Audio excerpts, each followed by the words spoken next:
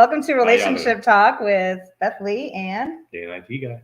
We are so happy you're here. Last week was Halloween. I hope you all got your fill of candy. I know we did. Yeah, we certainly did. Because we only had one trick-or-treater. So Yep. I'm probably going to go on about that for a while. It was a little disappointing because we got all dressed up. We made a funny short, though. We did. Yeah, if you guys haven't seen some of the shorts we've been putting out lately, please go check them out because we've been doing some innuendo shorts. So, hey, Nice. Colleen, how are you? Oh, we're going to be on the big screen. We're TV stars Nice. tonight. That's awesome. So excited. I hope you guys are enjoying the book. This book right here. I don't know if you can see it or not. Yes, there you go. By author Beth Lee. So if you haven't gotten your copy yet, please check out Amazon, Barnes & Noble. There's a link pinned to the top and then also at the top. Yes. Colleen, I know she already has one. Yeah, Colleen, you already have one. So we're so excited to be able to share that with everybody and to come and see you every week. Don't forget to go on Amazon and click like. Because it gives you like a like rating or whatever, if you liked it or not. Oh. Go on there and click 5 stars if you liked it, 4 stars, whatever. Yes. It's your 2 stars. You know, I hope it wouldn't be 2 stars, but I hope you like it. Yes, I hope you like it. So, yes, we are just so happy everybody's here. We're ready for a great show tonight. And so welcome, Colleen. Welcome to everybody else who's going to join us tonight. If you can't watch it live, you can always watch it later. We're real happy when people come in later and watch us. So feel free to watch anytime. Absolutely. And go back and watch other ones. And Dan and I were talking too the other night that if you know somebody that might benefit from one of the previous podcasts that we've done, feel free to share these out with people. We would love for you to share them out to your family, your friends, people that are married or in relationships that you think might benefit from some of these talks, and share the book out. Yes. That would be awesome. We would love that. So share it out a section at a time if you want. So even better yet, share out this podcast. Yes. Yes. Like, subscribe.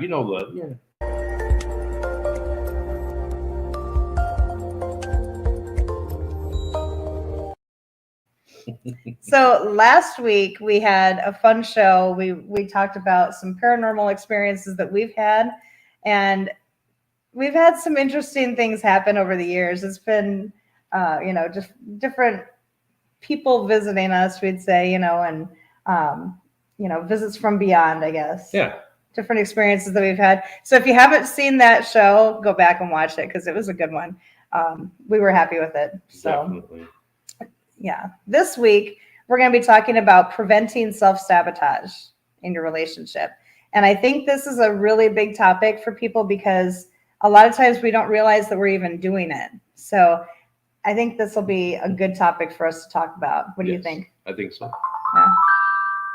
Most of us were in relationships, before we met and yes, became friends and eventually got married. Yes. Most of us have had multiple relationships. Some of us have been married before, like me. Some have had good relationships, and we've all probably had good relationships, bad relationships. I would hope so. Carry maybe a little baggage with us. Yes. But that's kind of par for the course, It's normal. It's normal to hang on to little bits from other relationships that you've had. That's pretty normal. I mean, it's pretty much shaped us into who we are now. Mm-hmm.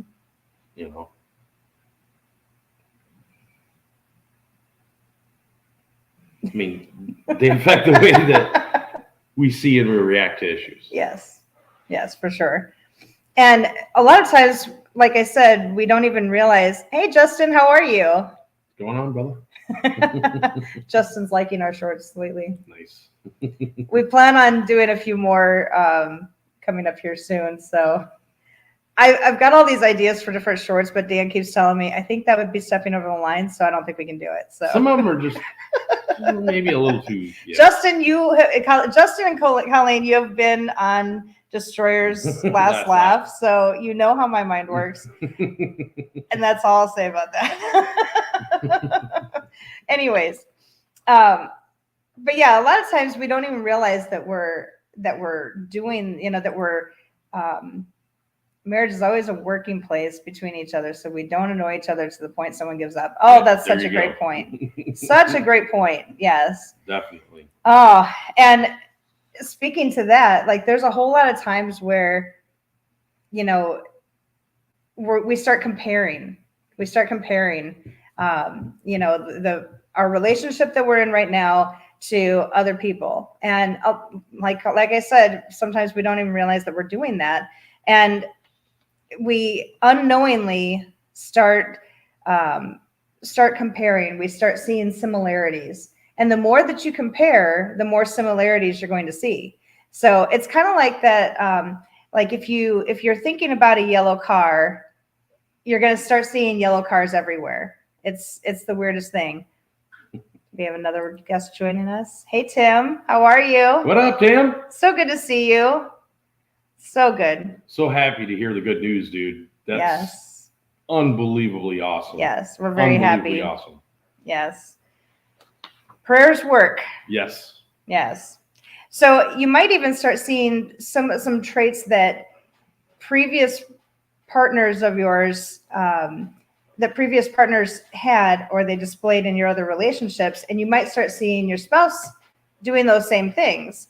It could be, certain mannerisms that you're seeing, or certain types of behaviors that you're seeing, like, or reactions to something, things that you're saying. That's a lot of it, is like reactions. You're starting to see some of those same reactions, some of those same behaviors.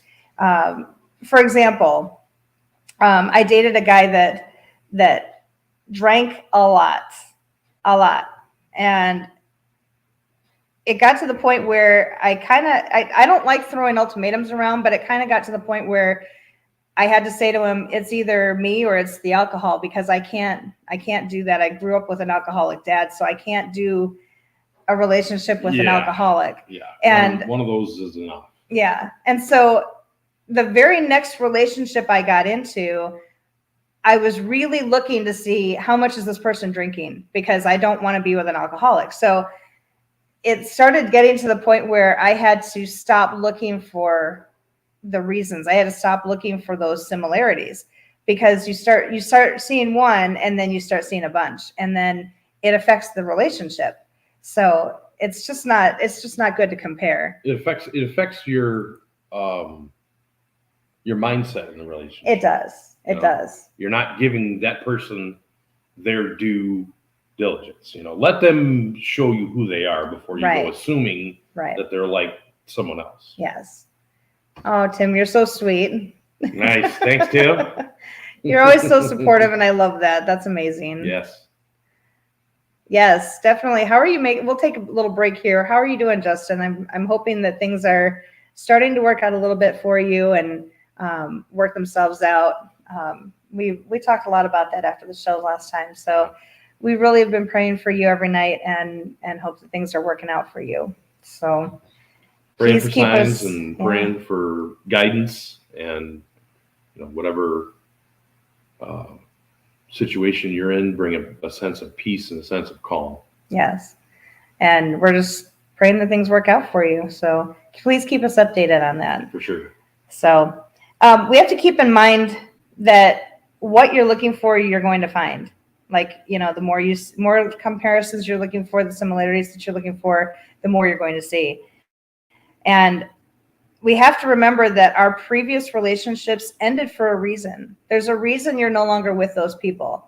And when you start looking at the reasons that you left those other relationships, or those other relationships ended, then you can start saying to yourself, okay, I want this relationship to last, so I don't want to compare and see those similarities. It's good to keep your eyes open and look for red flags. Don't get me wrong, but you don't want to be sabotaging the relationship that you're in that could be really good.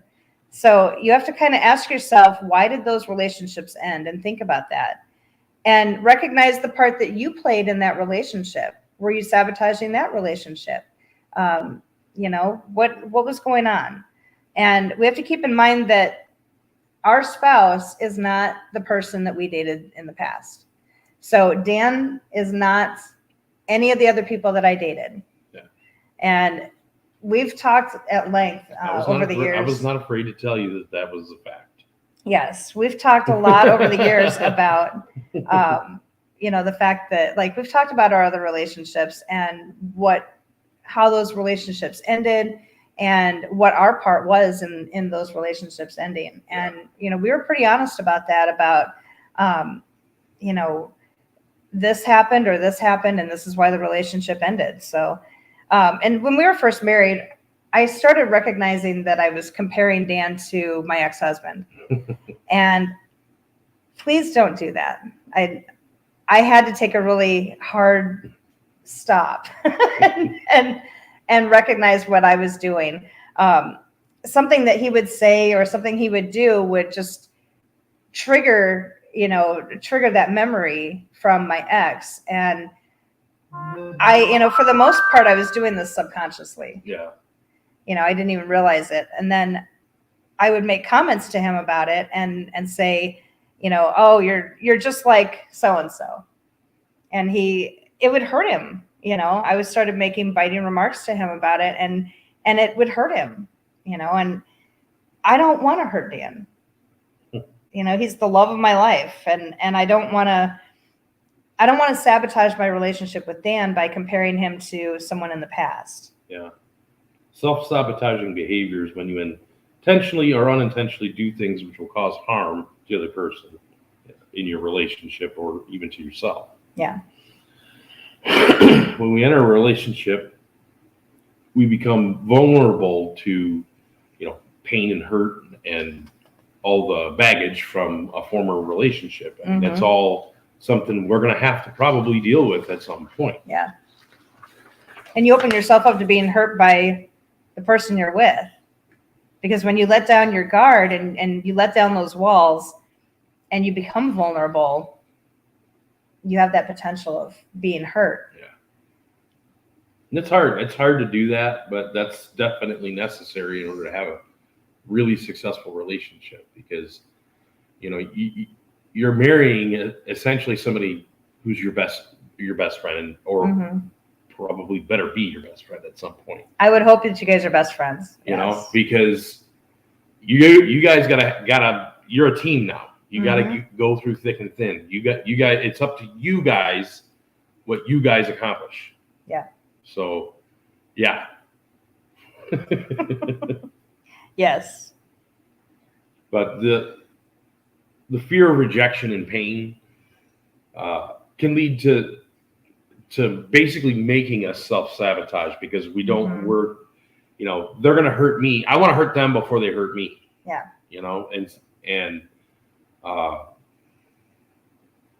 I'm gonna leave him before he leaves me. Yeah. Or I'm going to hurt him before he can hurt me. Yes. I'm gonna stab him before he stabs me, and you got to learn to stop doing that. That's really difficult to stop doing when you have done it your whole life. Yeah. And I am 100% guilty of that. I know I am, but I try hard. I really try hard, and have tried hard to get better at that, to get better at every facet of our marriage, because I care about you and I love you, and you do. I'm just kidding. Yes, I love you too. I want to marry you. Wow. Hey, folks, you heard it here first. With this ring. So we had, like, when we were first married, I told you I compared him to my ex-husband. He was doing the same thing with me, and we would have an argument about something, and we would be almost done with the argument, and he would say to me, my ex used to say the same kind of thing, and I was really tired of hearing that from her too. And I'm like, I'm not your ex. And he had to say the same thing to me. I'm not your ex. And hearing that really makes you stop and think, like, what am I doing? Why am I comparing him to this other relationship. They're totally different people. So you really have to stop and really knowing me like you know me, I think really helped us a lot, because otherwise you might have continued to compare me to him. Right. And if you had, I was not going to put up with that. You wouldn't be here. I wouldn't be here. Yeah. And if you had kept comparing me to your other, your ex-girlfriends, I wouldn't be here. Exactly. Because I don't want to be compared to anybody else. I'm my own person. You're your own person. You know, and I'm a lot better than them. I'm just kidding. Dan thinks so, but I mean, those thoughts can be detrimental to your marriage. Yes, for sure. And that's something that you got to work on. Yes, for sure. Yes, been praying hard for you, Justin. We're dealing with things the best we can. Thanks, I truly appreciate it. That's awesome. So true. The hardest thing is talking about problems because we don't like making each other upset, but I'm more likely to bring up the hard things in our marriage, and yes, my insecurities. It's good. You have to be honest. Yes. Because if you're not honest with each other, what else is there really? Yeah, and it is hard to have those hard talks. Especially when you know, okay, what I'm about to say is going to probably blow their mind and maybe hurt their feelings. Yeah. And I kind of grew up with the thought of don't ask a question when you don't want to hear the answer. Yeah. I grew up with that thinking. So for me to ask him hard questions, you become very vulnerable when you ask those hard questions. We've actually asked each other, do you want to be here anymore? Do you still love me? Are we really going to last for a long time? We've actually asked those questions to one another because I want to know.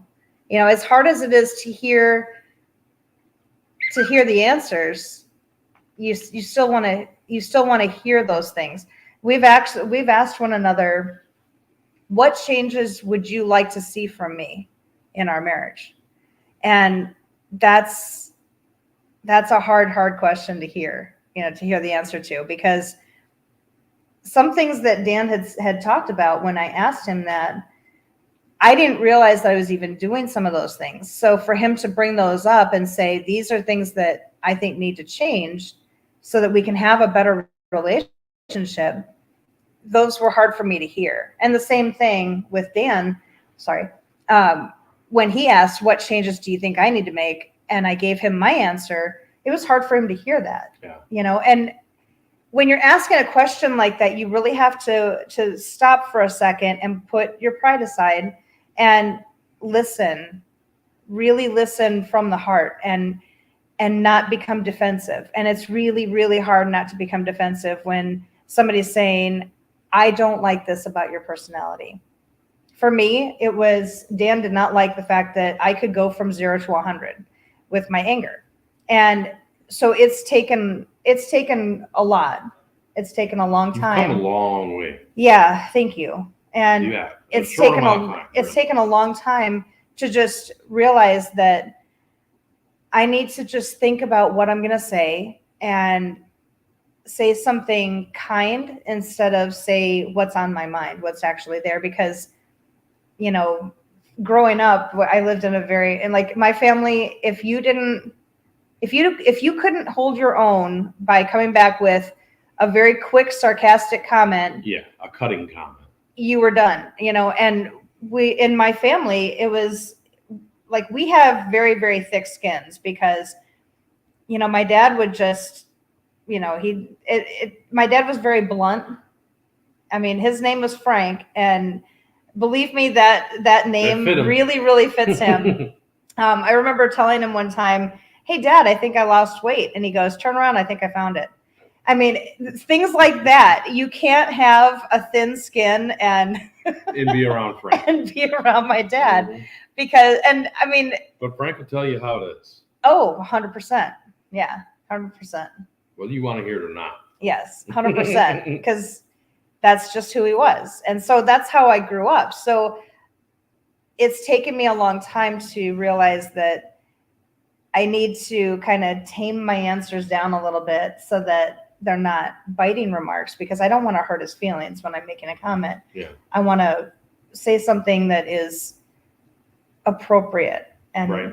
not something that is like angry or, so it's, it's taken a while, but that was something that was really hard for me to hear from Dan, because I love him so much and I don't want to disappoint him. I don't want to be doing something that he doesn't like, but it's hard to hear that he doesn't like some part of my personality. Yeah. It's definitely difficult to hear. Yeah.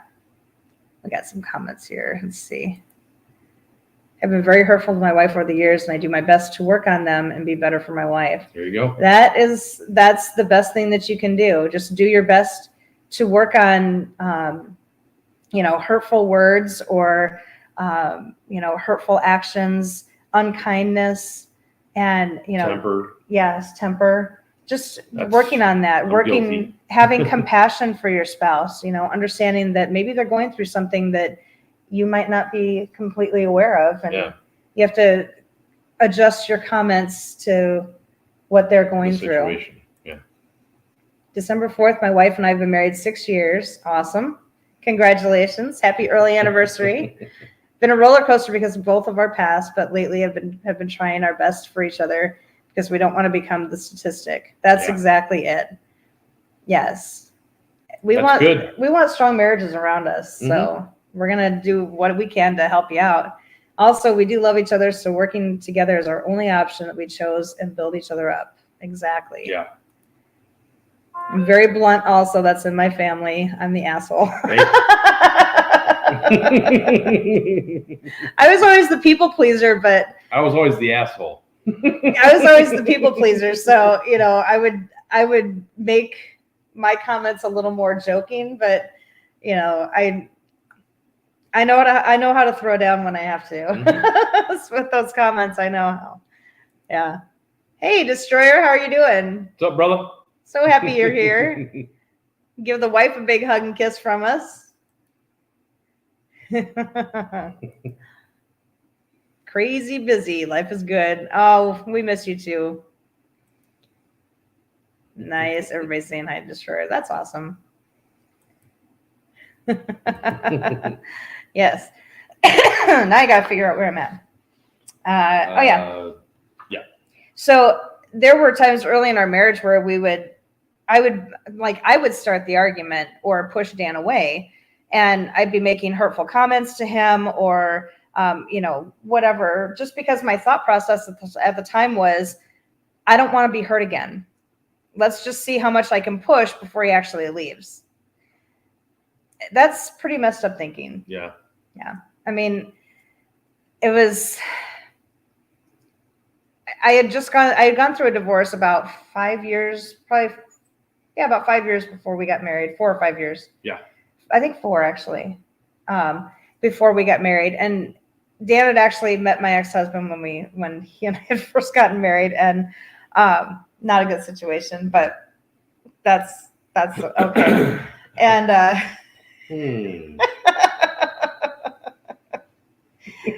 let's just say Dan threatened to kill a guy, but yeah. Anyways. I did not threaten to kill him. What did you threaten to do? Per se. Not in so many words. Well, you did threaten to hunt him down. I did threaten to hunt him down. Yeah. And make him pay. Yeah. But that's okay. But she was always one of my best friends growing up, and I wasn't going to have some jerk off run her in the ground. Yeah. He's just, yeah. I think it's lucky that we haven't run across him since we've gotten married. I think that's just lucky for him. I prefer to stay out of jail. I would prefer that too. I'm more productive usually.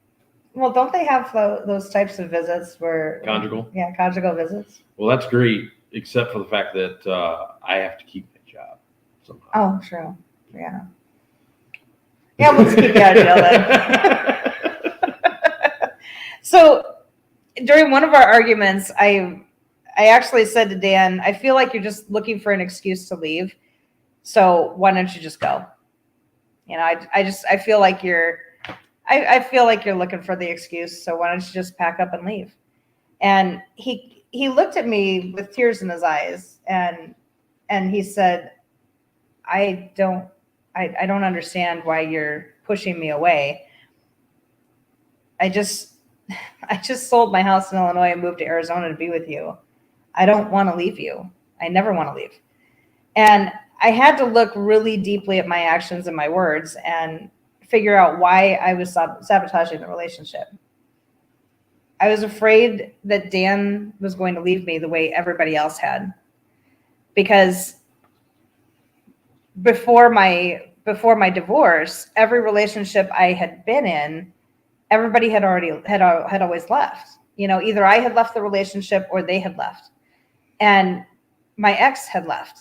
And I didn't want that to happen with Dan. I was afraid of that happening. And I had to really see who Dan was. He was the man of my dreams. He was the love of my life. He was my childhood sweetheart. He was everything I had prayed for. And my dad had said to me, before I got married the first time, he said, you can't live in fear that somebody is going to leave you. Because if you live in fear, you're going to have a wall up. If you have a wall up, you can't be vulnerable in the relationship, and the relationship is not going to be successful. Yeah. So at that point, I had to put down all of my walls, and I had to trust this man with my heart. And that was hard. That was really hard. But we made it. Made it. What does this one say? Oh, yeah. How was Vegas? Senior short, Eric. Oh, Eric had a good time in Vegas. The threat is, oh, yeah. It's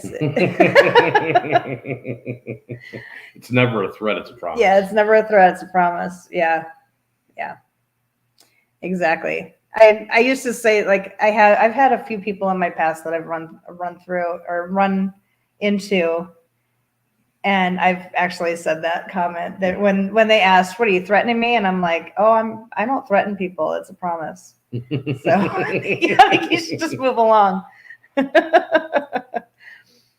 got rid of conjugal visits for prisons. Oh, damn it. You can't go to prison now. No.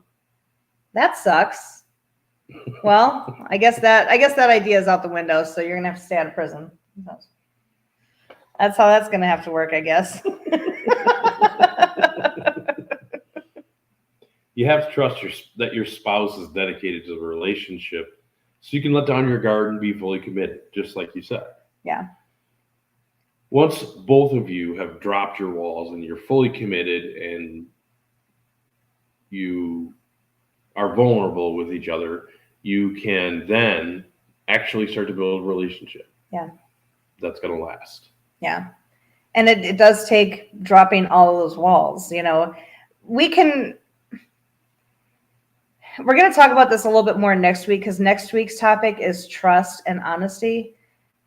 So we're going to get into this a little more next week, but you have to have such a high level of trust in your relationship that you can feel free to be who you are and trust that he's going to stay right here, even though I snore at night sometimes when I'm laying on my back, right? Yeah, it's not very often anymore. He has to trust that I'm going to stay around, even though he farts in his sleep. He did last night. It was really loud, but it's okay. I started laughing. I thought I was going to wake you up by laughing. But you have to trust that no matter what you do, your spouse is going to be there. I mean, within limits. I mean, yeah. You know, you have to trust that your spouse is going to be right there, and that takes dropping all those walls and becoming extremely vulnerable. Let's see. I was taught as a child, never make threats. They can charge you. Or they can charge you. No, they can charge you. Oh, make a promise. They can. It's a statement. Yes. Yes. Yeah, you can be charged with threatening somebody. You can't be charged with making a promise to someone. That's right. That's true. Good statement. I like that. So another type of sabotage that that I think we all kind of run into is when one spouse is trying to make changes to their behavior. Perhaps one spouse is trying to change how they react to issues, reduce their anger, maybe change their tone of voice. Perhaps they're trying to be more patient or more kind, more compassionate. Maybe they're trying to be more romantic, more vulnerable. And in the book, we talk, I talk a lot about taking time by yourself and trying to make changes within. And we've talked a lot about that here on the podcast too, like taking some time and really trying to make those changes within. And change takes a lot of time sometimes. And you kind of almost have to make a plan. Yeah. I'm going to do this. And then once this is successful, then I'm going to move on to this. And then I'm going to move on to this until I get all the way through to the end. Yeah. Just like how you eat an elephant, bit at a time. Exactly. And just work your way through it. Because that's the only way to make it a lasting change. Yeah. Is to continue to do it over and over and refine it over and over. Yeah. And so maybe one spouse is trying to make those changes, within themselves, change their behavior, their attitude, the words that they're using. And maybe the other spouse isn't seeing enough of a change or the change coming quickly enough. And they start making biting remarks about the change. Yeah. We've had that happen with us. I said, I've been trying really hard to work on going from 0 to 100 and, not yelling or, not starting an argument or anything like that. And there've been times where our friend here has said, "Oh, you're just always angry all the time," or "You're just making these comments," or whatever. And it's like, you've made all these steps to make changes, and then it feels like you've fallen all the way back down because of the comments. And we've talked about that. We've talked a lot about that. And so Dan doesn't do that anymore, thank goodness. But because I said to him, it's not helping me to continue to change if you're making those comments, because it kind of works the opposite direction. Why would I continue trying to change if you're not seeing the results, if you're not acknowledging that I'm even trying, And so once we had that conversation, it became a lot better, and he was able to not sabotage my growth, and it's been the other way too, like, me sabotaging his growth in some areas, and so we all have to stop doing that. And when if you can try, instead of sabotaging the person's growth, try to build them up even more, or appreciate the fact that they're making changes or they're even attempting it. That's the route that we've taken lately, is when Dan sees that a situation came up where I could have gotten angry and I chose not to, then he acknowledges that. And that's so helpful, because it's showing me that he's actually paying attention and that he's seeing that I'm trying really hard. And it means a lot. Yeah. It really does. So you have to remember, change takes time. Please give each other grace. Please give each other the time. And it requires understanding that your spouse is not perfect, and neither are you. And don't be afraid to ask for grace by name. If you're in a situation where you're stressed out and you're trying to release a little stress, or whatever it is that's making you elevate, if I understand that she's looking for grace, it's easier for me to go, okay, I understand what you're saying. You want me to just let you vent so that you're not going to explode. I get it. I'm guilty of it too. So yeah, we actually had a situation a couple weeks ago. I can't get into a lot of details, but we actually had a situation. I had to cancel the show because of it a couple weeks ago, and pretty stressful situation. Nothing to worry about with me and Dan, but it was just a really stressful circumstance that I was getting more and more, I guess, anxiety ridden and stressed out because of it. And I don't think I really took it out on you, but it was more like I was trying to vent feelings, but I didn't state that to him before, that, hey, I just need to vent to you. And so he started taking things defensively. And I said, please give me some grace, please, because this is what's going on and I have to vent. And after that, everything was fine. But it was, I had to ask for that grace. I had to just let him know, I need to vent right now.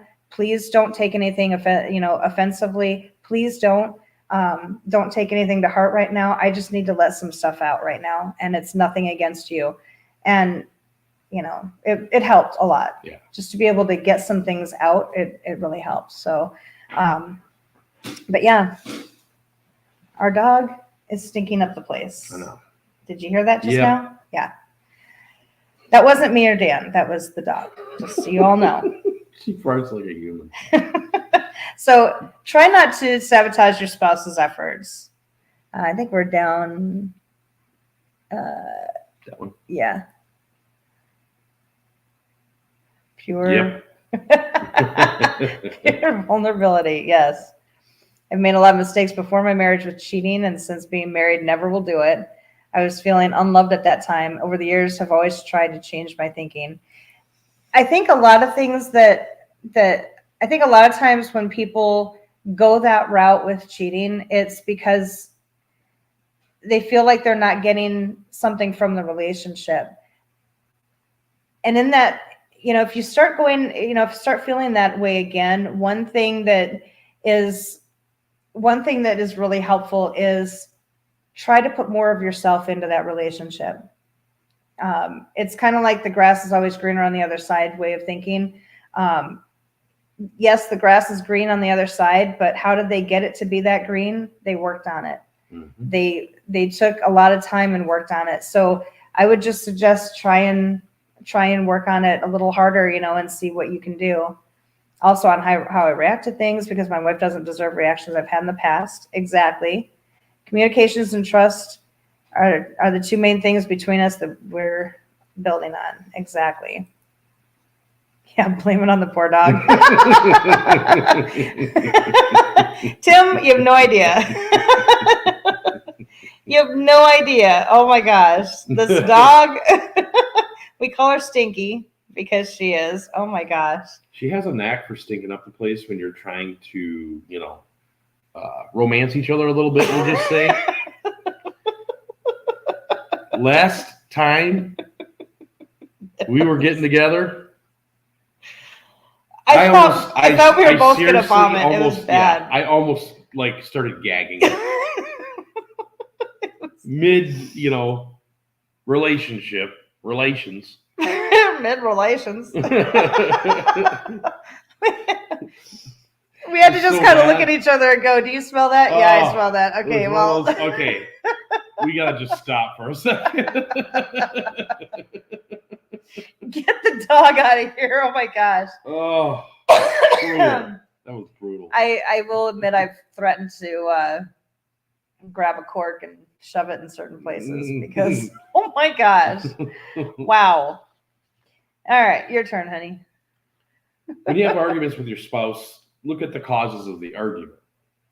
Are you starting arguments are you the one starting the arguments most of the time? Are you pushing your spouse away? Yes. Either consciously or subconsciously. Right. Are you fearful she will leave? Are you afraid of allowing yourself to be completely vulnerable? Are you sabotaging your spouse's efforts to change their behavior? Yeah. Examining these feelings and thoughts may help break the pattern of self-sabotage in your relationship. Yeah. And it's hard to break those patterns. So that's another thing that you have to try and change, is, are you starting arguments? Are you pushing your spouse into arguments to see how much they can take? And that's something, really worth looking at, because you don't want to push each other away. You want to cling to one another and, make your relationship the best that it can be. And our hope through all of this, we realized today we've had 20 episodes, which is amazing. Amazing. I can't even believe it. Still going strong after since the middle of June, the end of June. Yeah. So our whole goal, like the whole reason that we're doing this, it's not so that we can be on YouTube. The whole reason that we're doing this is because we want marriages around us to be strong. And I was just talking to a friend of mine the other day where she was saying that she had read parts of the book, and she said, it's all common sense stuff that we should all know. And I said, yes, it's all common sense stuff. There aren't any brand new ideas in this book. I hate to disappoint you, but there's no new ideas in the book. It's all common sense things that we should already know, but we forget sometimes. We forget to do these things. We forget to be kind. Yeah.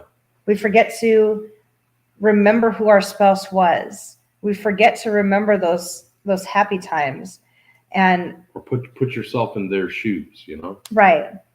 We forget to listen with our hearts, and sometimes it takes just reading about somebody else's struggles to understand how it can help you. Mm-hmm.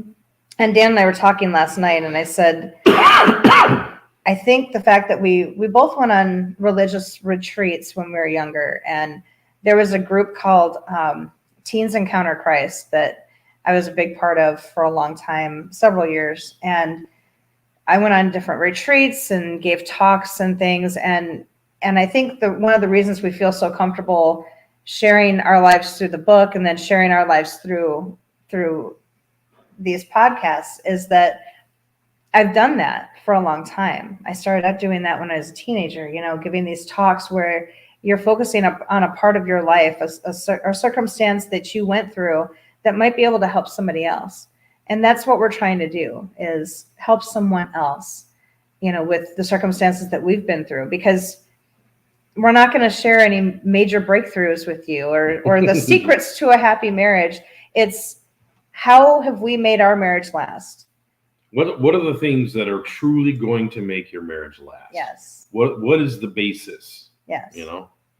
And we've realized too, since writing the book, since doing these podcasts, there's a lot of times where we'll get into an argument with each other and we realize that we're not doing something that's in the book. We're not doing something that we should be doing, like having compassion for one another or listening with our hearts, mm-hmm. or following the rules for fighting fairly.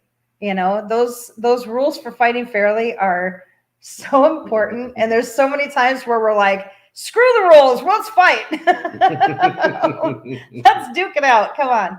And it's so hard it's so easy to fall back into those old patterns of, arguing with each other and, not doing things compassionately, not remembering this is the love of my life. This is my best friend. This is the person that I'm going to spend the rest of my life with. Yeah. Who's going to take care of me if I get sick? Yeah. Yeah. And it's easy to fall into those old patterns. It's hard to break those patterns. It's hard to break the pattern of self-sabotage. It's hard to remember those rules that you've set up for each other for fighting fairly. We know. We know. There's times where we have to remind ourselves during arguments, hey, we're not being very kind right now. And we'll both throw that in there sometimes, mm-hmm. that we're not being very kind right now. We need to stop, take a few minutes, take a little bit of a break, and come back to this a little bit later because we're not being kind. And we need to settle down just a little bit, and we need to be kind to one another because that's what we're supposed to be doing. Give each other a chance to drop your shoulders, Yes. It's just, you can't have a productive communication session without having at least some kind of, calm of some kind. Right. Productive communication does not come about through yelling. No. It does not come about through tense negotiations. Productive communication comes about through a spirit of peace and a spirit of calm in your relationship. So if you need to take some time where you're in different rooms for a little bit, do that. Take some time. Don't drive away angry. I wouldn't suggest that. I've done that before, and it's not safe. Not safe. It's not a good idea. That was back when I was stupid. So, yeah, don't do that. But take some time. Take that time and realize, hey, I need to calm down, and I need to think about what the other person's really trying to say, because things are said in the heat of the moment that aren't meant.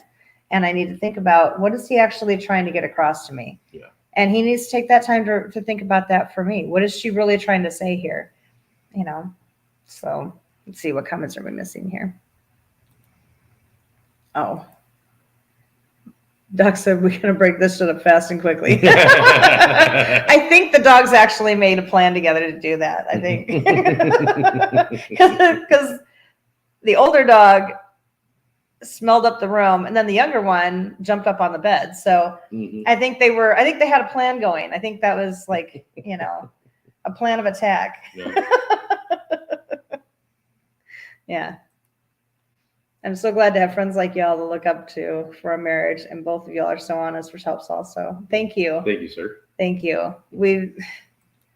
It's not easy throwing your dirty laundry out. Yeah, it's not easy to put your shit out there and for everybody to see, but somebody's got to do it.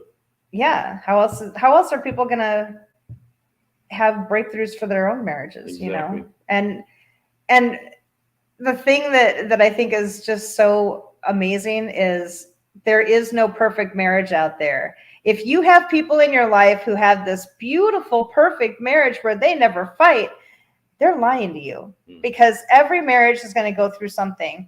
Every marriage is going to have time. Every married couple is going to have times where they just don't agree because you're two different people. And, we're very compatible, 97% compatible, actually. But we still argue about things because we're two different people, and we have different feelings, different views. Yeah. So it's important to understand that. It's important to remember that, keep that in mind, that there is no perfect marriage out there. The people that you see that are pretty happy, they're working really, really effing hard at this, really hard, and we're on here smiling a lot, but I can tell you there've been a few Wednesdays where we've done this show and we had an argument right before the show started and then had to resolve it right after, because that's just how you have to do it. We have to get to a resolution, and we didn't have an argument today though. That was good. Yeah. Not really. We had a little discussion this morning, but that was it. I give you grace. Yes. But it wasn't a major discussion. It was fine. It wasn't a big deal. It's fine. Not a big deal. But yes, working hard at it all day, every day. That's all you can do. We might believe in different beliefs, but the common values of humanity and the reason why we got married in the first place is a lot. Yes. Yep. Yes. That's exactly it. Even if you have different beliefs and things, that's okay. The main thing that you have in common is that you love each other. Yes. Like the saying says, husband and wife, we love each other, but at the same time, we just want to duke it out and see who wins. Yes. Yeah, there are times where sometimes it's fun. Yeah. A little verbal sparring. Yes. See who wins. I break out the Billy voice. Billy voice? That's what I was talking about.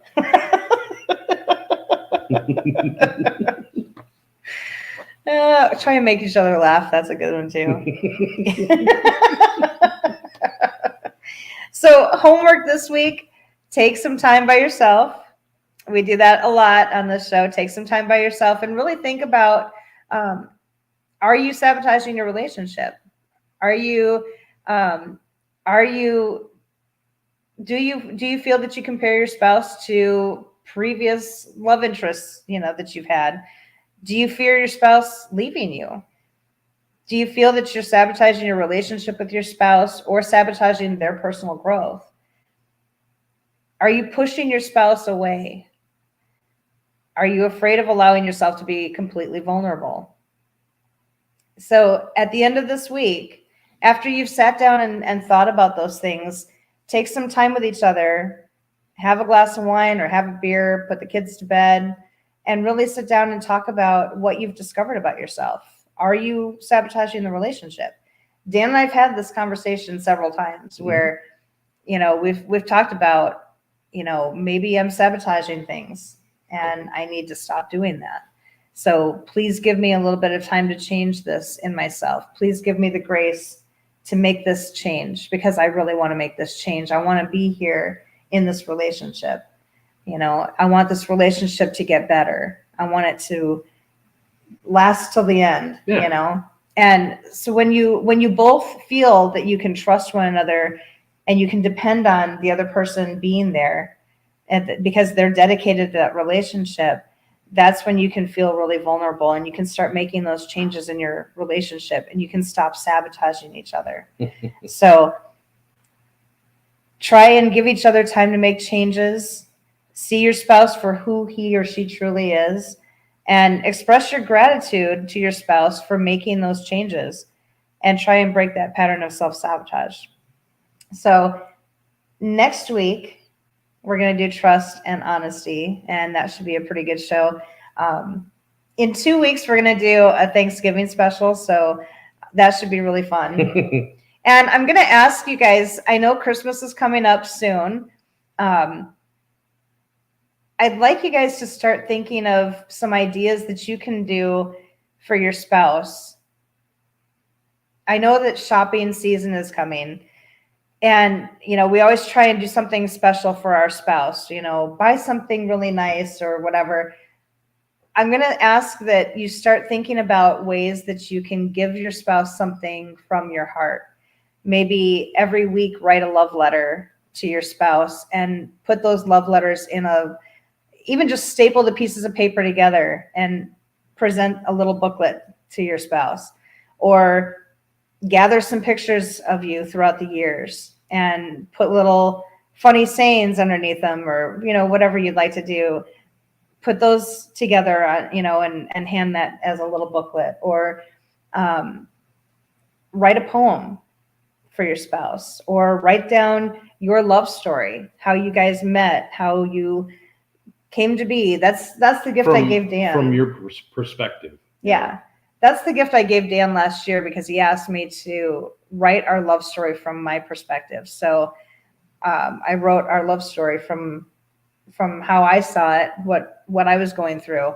And so I gave that to him on Christmas Day. That was my gift to him on Christmas Day.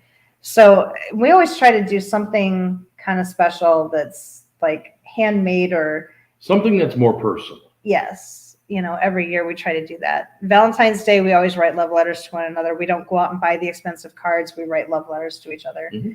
So start thinking about what you can do and do something from the heart, something that doesn't cost money, something that shows how you feel about the other person. And, try and do something start thinking about that now. Cause we're a few weeks away from Christmas, I think 6 weeks away. Mm. So start thinking about what you can do and get that started. So anyways, next week is going to be good. I hope you guys have a really fun week. Let's see, what did Justin say? Yeah. The makeup is usually the best. Yes, definitely. Looking forward to the next video. We are too. It should be a good one. It should be fun. I used to make cards that I drew myself. Yes, Dan used to do those.